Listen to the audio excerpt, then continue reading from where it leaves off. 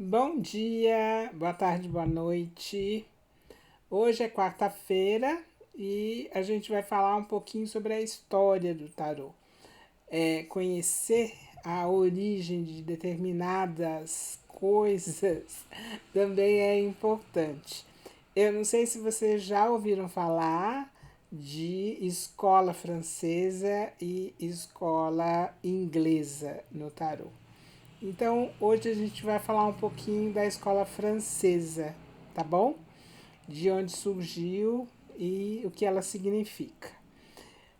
Nos primeiros séculos após o surgimento das cartas de tarô, os seus significados simbólicos não receberam muita atenção, não.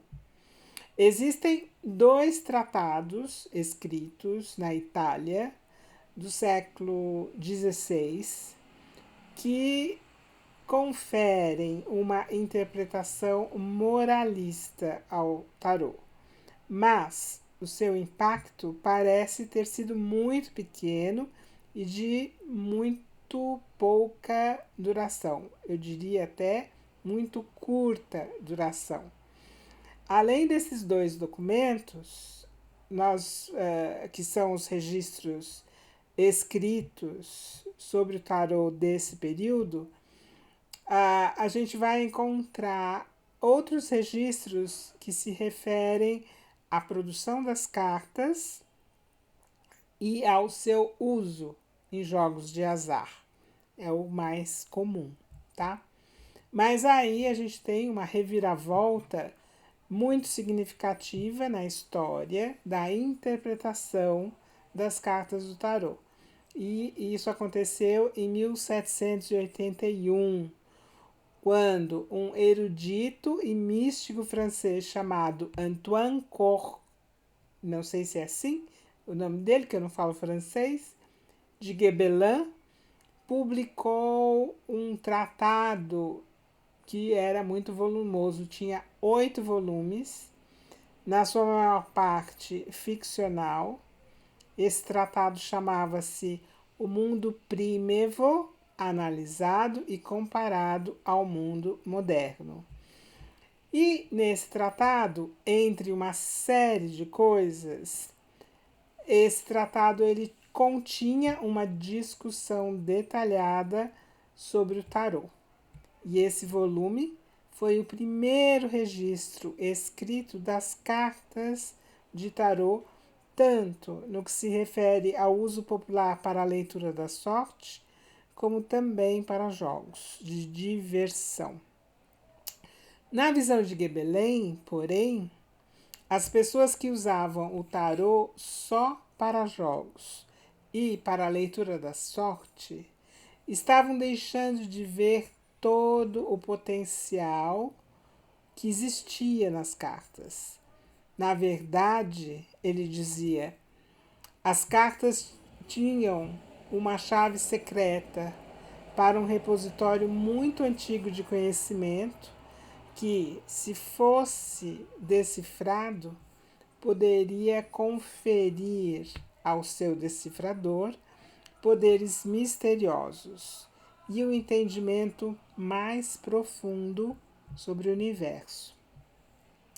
Na visão dele, as cartas eram um sofisticado dispositivo que foi criado por antigos sábios egípcios, especialistas em magia e no oculto. E, para que eles criaram? A finalidade era preservar segredos ocultos para as futuras gerações. E aí eles transmitiram todo esse conhecimento na linguagem das ilustrações simbólicas que nós temos nas cartas.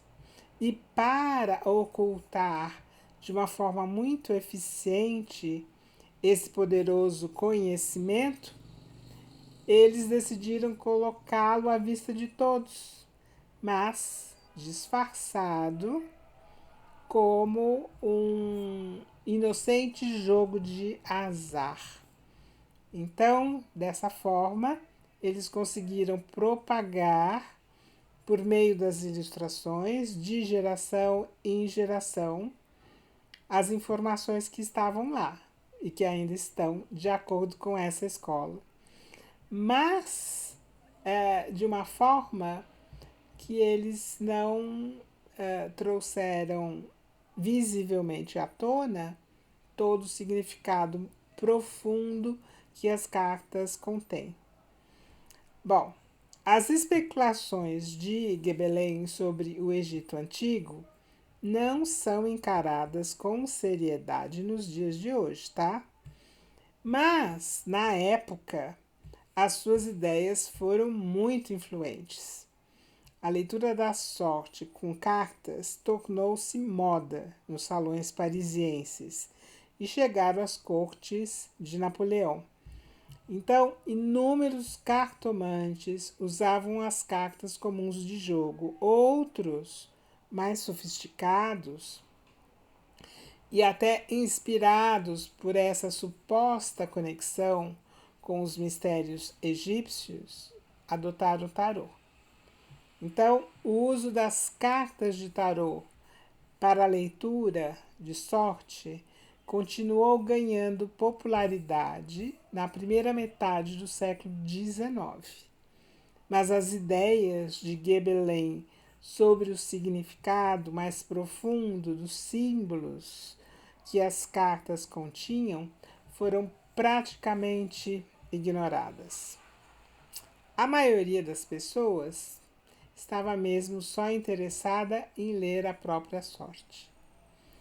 Novos tarôs foram impressos então com esse propósito, com ilustrações simples e diretas, substituindo os desenhos tradicionais.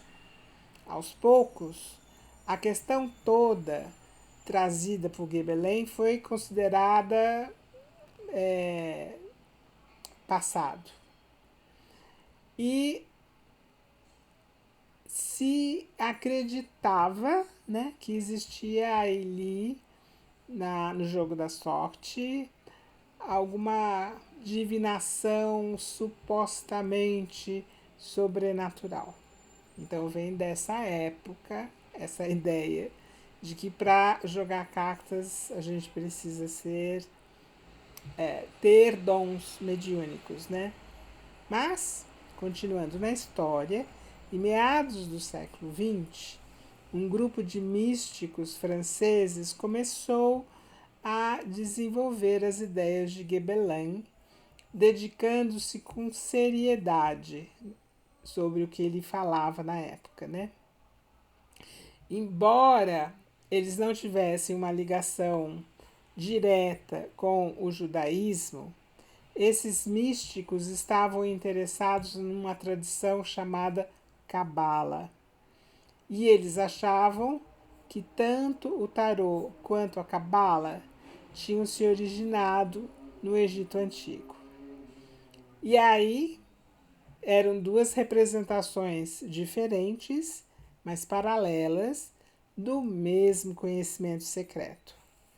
E o mais influente destes místicos foi Alphonse Louis Constant, que, inspirado pelo seu interesse em Cabala, adotou um nome pseudo-hebraico. Ele chamou a si mesmo de Eliphas Levi.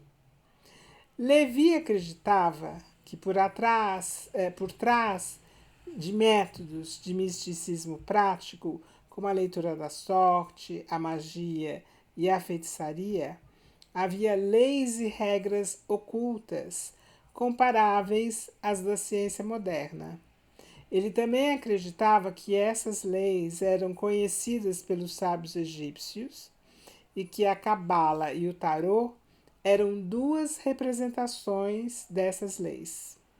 Na visão dele, seria possível criar uma espécie de dicionário em que cada carta do tarô correspondesse a um símbolo cabalístico. Então, com a ajuda de tal dicionário, a gente poderia entender melhor as leis da magia, baseando-se tanto nos textos cabalísticos como no tarô. Nesse sistema que Eliphas Levi elaborou, ele via as 22 cartas dos arcanos maiores como as 22 letras do alfabeto hebraico, as quais antigos textos cabalísticos atribuíam significados místicos e poderes mágicos.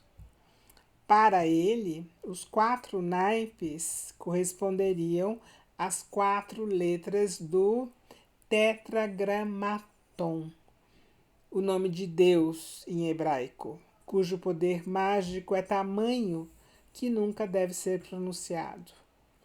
Levi associou depois as 10 cartas de cada naipe, os ases e os números, a um esquema cabalístico chamado árvore Sefirot, ou árvore da vida, que descreve 10 diferentes aspectos da essência divina. Usando essas correspondências como base, ele desenvolveu toda uma teoria de misticismo e de forças mágicas, na qual as cartas de tarô tinham um papel central. As ideias de Eliphas Levi iniciaram o que podemos chamar de Escola Francesa do Tarô. E os seus escritos ganharam popularidade na França durante a segunda metade do século XIX e, por fim, deram origem a toda uma tradição de interpretação de cartas de tarô em termos místicos e cabalísticos. Muitos tarólogos, especialmente na França, ainda se inspiram nessa tradição até os dias de hoje. Na escola francesa de tarô, as ilustrações das cartas são normalmente tradicionais, com algumas exceções em tarôs mais modernos. E o uso de correspondências seguem o esquema de Eliphas Levi. Agora, já nos países anglófonos, a gente tem uma outra escola. E isso vai ficar para a semana que vem. Semana que vem falaremos sobre a escola inglesa do tarô.